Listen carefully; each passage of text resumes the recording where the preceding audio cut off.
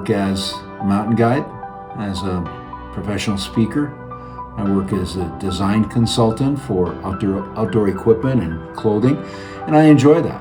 And I stumbled into that from being involved in the first 1982 Canadian Everest Expedition. And I worked with the equipment manager, and at the end of the expedition, I took over all those duties and honoring all the companies that had supported us in terms of equipment and services. A lot of that was outdoor equipment that we used on the mountain. And that's where I found I had a talent and skill for working with and designing equipment. And the expedition put me in a place where many businesses wanted to hear from the first Canadian to climb Mount Everest. And so after 2,000 to 3,000 presentations, I developed my skill as a professional speaker. And I started guiding when I was, right after I took my Outward Bound course in the early 1970s. And so I've been guiding for 50 years. And why? Well, because I enjoy being in the mountains. I enjoy the lessons I learn in the mountains about other people, about myself, and about mountains. So those are the three areas where I tend to be most active and why I'm involved in them.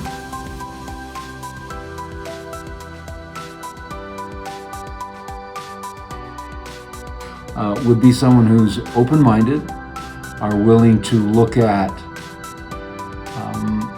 I can say, reality from more than just the perspective they come into the enterprise with. So the idea that you show respect to mountains is alien to many people. It's not alien to many cultures in the world, that the land is alive, that plains and oceans and deserts and mountains have a spirit and an energy to them. So that's part of how I relate to mountains. So the best kind of client for me is someone who's at least open-minded enough to hear some other perspectives about how to relate to an environment that many people see simply as dangerous, unstable, risky, perilous. And mountains can be all those things, but depending on how you approach it, they can be benign, beautiful, supportive, educational, deeply satisfying.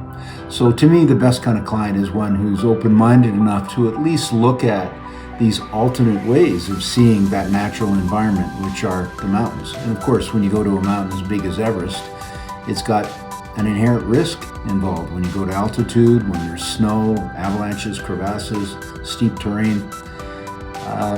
To me, being open-minded means you're willing to see all the different ways in which you can be safe and prepare yourself for that environment. And in that sense, Girish has been the perfect client because he's open-minded and willing to learn.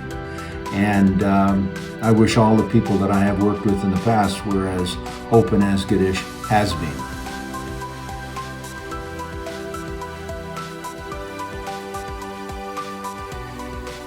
People ask me which is my favorite mountain. There's different ways of determining that. This is a mountain that you're simply drawn to because of its location and its size. So in that case, two mountains would come to mind. Mount Everest, which is known as Shomolungma, Mother Goddess of the Earth, at 29,000 feet above sea level, and a mountain down in Argentina called Nevado Aconcagua, which is the highest mountain in the Western Hemisphere, 23,000. So when we're talking about big energy and a big place and a big mountain, those two places would be two of my favorite. Everest I've been to 8 times on 3 expeditions and 5 guided trips I've taken in. Aconcagua 36 times, climbing it. But if we go by the mountain that I've been to the most, it would be a mountain called Yamnuska.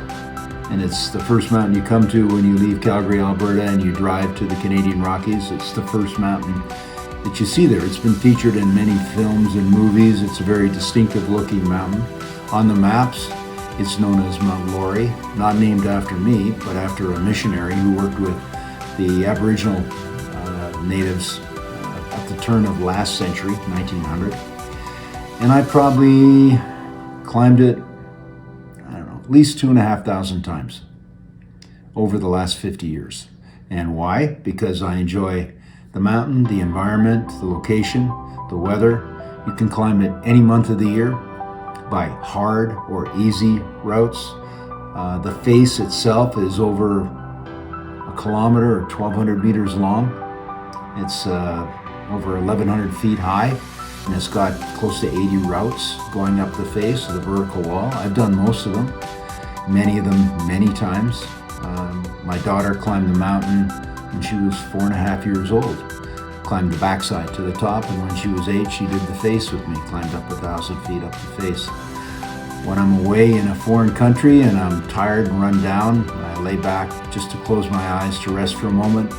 I'm usually drawn back to that place, and I can smell the ground, and I can hear the wind in the trees and on the face, and I can picture myself there. So that's an indication that that's what's known as a power spot. It's a place I go to rejuvenate, both physically, when I physically go there, and when I'm in a faraway land and I'm run down and I close my eyes, I travel back to that place to get my energy back. So Yamnuska, for the most, and that, by the way, is, I think it's Lakota for wall of stone. That's what it means. At least that's my understanding. And that would be the place that I visited the most. And then the two big mountains, of course, Everest and Aconcagua, they'd be my favorite in terms of mountains that have taught me so much. So 3 mountains.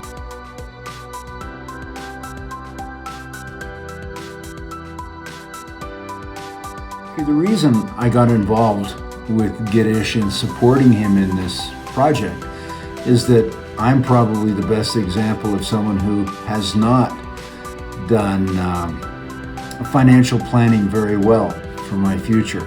I thought I was doing pretty good, and then unfortunately when I divorced, a lot of all the money that was put aside for future and for this time in my life got dissipated in the long drawn out separation process.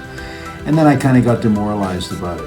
And then who do I end up working with but somebody who's an expert in the field of financial planning. So I thought, well, I might be older, but maybe I can learn something about the value of financial planning. And because who knows how long I'm going to live. I might be around for another 25 years. In that case, I better be planning for my future. So it was kind of ironic how the worst example of financial planning got drawn into an arrangement in working with somebody who's an expert at it. So I thought it's kind of appropriate that we kind of do an exchange of services. You know, I'll teach Girish how to be safe and competent in the mountains, and maybe I'll learn something from him about financial planning.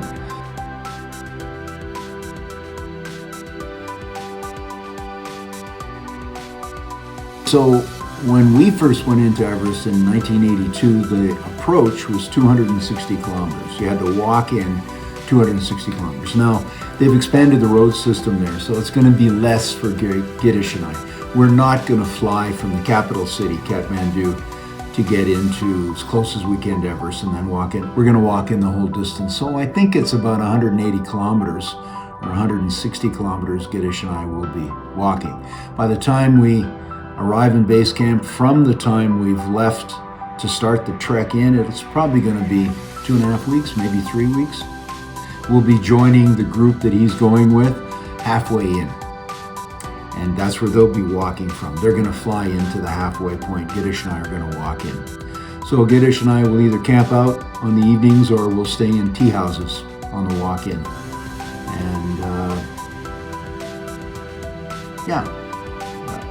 there's lots to say about it. I'm hoping it's not going to rain much and that we get decent weather. It's springtime, which will be a nice time. The rhododendrons are in bloom at that time of year, so it's a nice time to go in. If you go in the fall, or what's called post-monsoon, usually there's more rain. So I think we'll avoid that, but we'll see. Weather can change pretty easily over there. I'm sure it's going to be very productive, the walk-in. It gives you a great opportunity to shift your mind to understanding you're going into a world of, much more deprivation and hardship, and steel yourself for what's coming. when you fly in and always protected, you're always in machines, then it can be a little harsh when you start the climb. So the walk in, I think, is a good way of acclimating your mind, your body to what's going to be coming when you're on the mountain. Girish will have an opportunity to ask all the questions he wants that he hasn't had the opportunity to ask yet. And also I'll have the opportunity to talk to him more and explain more about the numerous expeditions I've been to on Everest. So I've been on 3 expeditions to Everest. 2 were successful, 1 it wasn't, but we didn't lose anybody on the one that wasn't successful. So there's probably a lot more that Girish wants to learn about the mountain, but I really feel he's in a good place for going there now, that he's prepared very well and has the right attitude.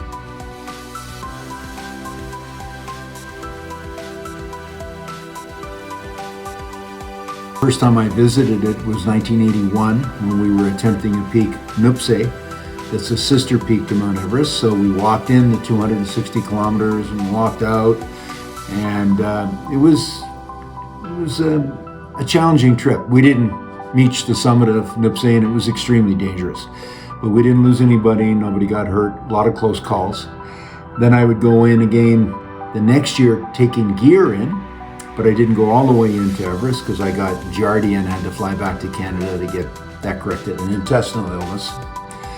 And then in the summer of 1982, we went in all together as a team to go and try to climb the mountain. And on that expedition, I was lucky enough to reach the summit on October the 5th, 1982. Then I would go back to Canada and return again to Nepal, and then go on numerous other expeditions. One was to Kanchenjunga, the 3rd highest mountain in the world. That was 1985.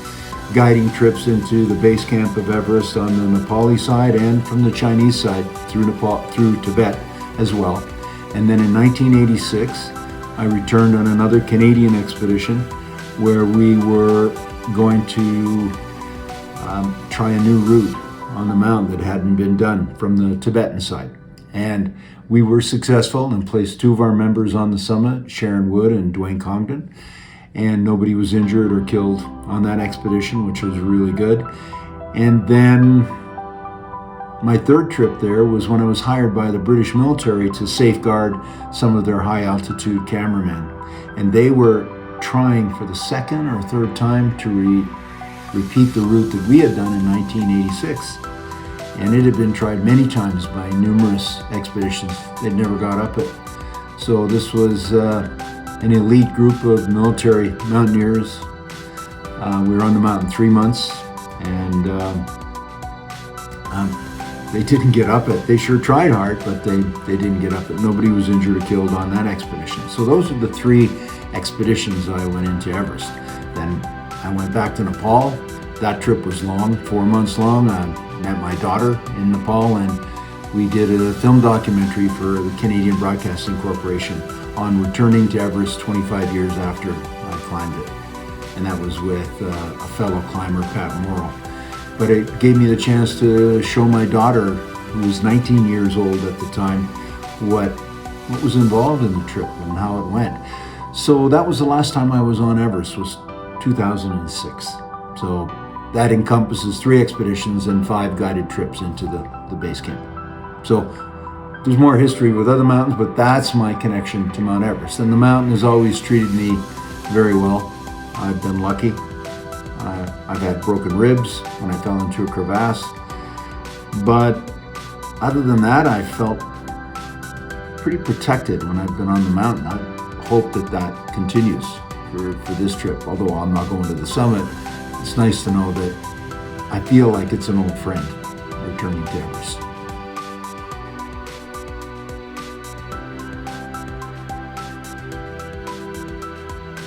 No, we've covered all the bases in terms of getting prepared physically and I believe mentally for the mountain.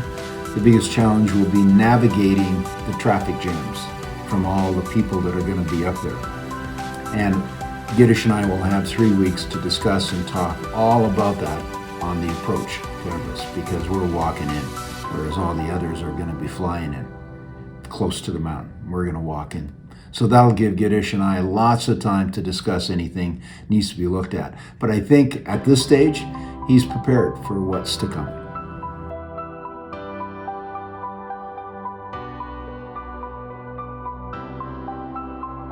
Well, I did a whole article for a Toronto newspaper on if you're planning on going to climb Mount Everest, what you could do to prepare. It was quite a long article, but basically it is exactly what Girish has done, which is if you don't live in an area where you can access the mountains, like living in Calgary, Red Deer, Edmonton, which is even a further drive, but you can still access the mountains. If you don't, then you should join the Alpine Club of Canada. If you're Canadian, and if you're American, the American Alpine Club.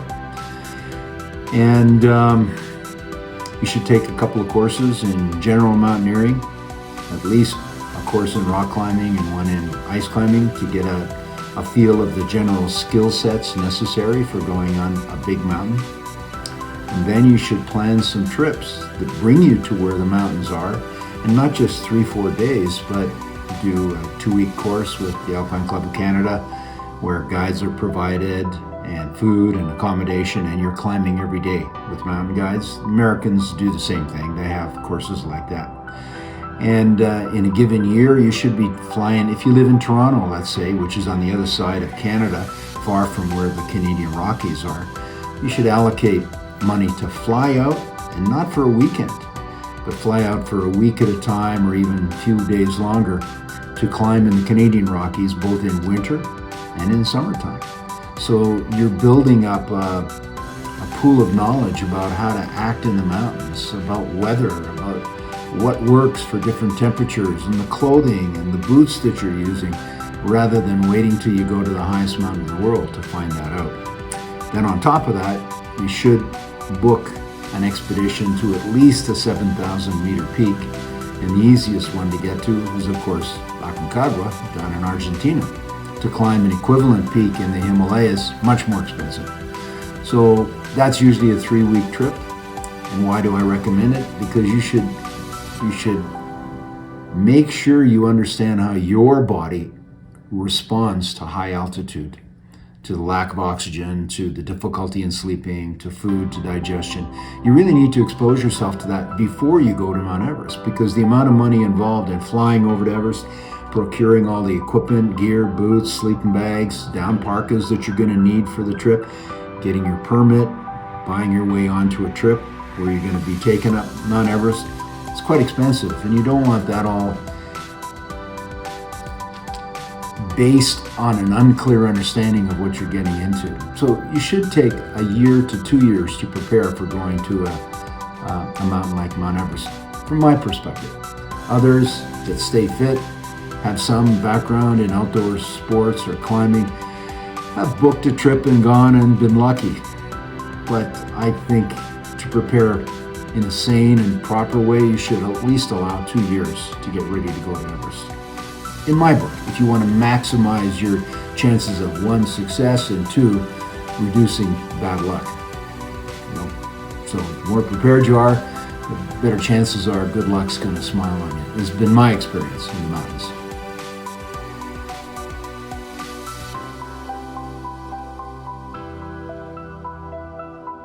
Well, my future plan in the immediate future is to successfully get Girish into the base of Everest, climb Lobouche with him before we arrive at base camp, and make sure that things are solid and safe for him after I've witnessed how they're guiding him and how they're taking care of him. And that's my first priority. Second, when I get back to Canada, is pay all my back taxes, because I haven't paid back taxes for a while, and that's gotten me into trouble in the past. So that's on the agenda. Then right after that, I need to get to Africa to see my daughter, who's got a new baby boy, and is my grandson. And it's been a while since I've seen him. He was born May of last year, so he's getting older. So I'll be going to Africa to visit him, and then I'll be continuing to climb.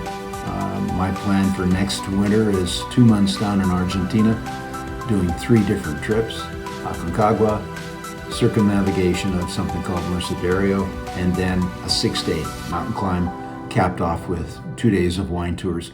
So that'll keep me down there for 60 days. That's physically what I've kind of got planned. And then I'll continue my studies in the Amazon, studying with shamans on the medicines that are in the jungle. That is something I've studied for 28 years, and I have a lot more to learn. So those are generally the things that I want to get done in the next little while.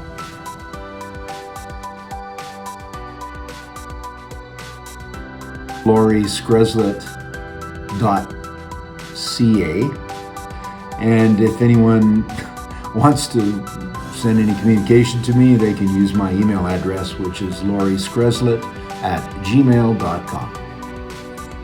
Thank you so much. You're welcome.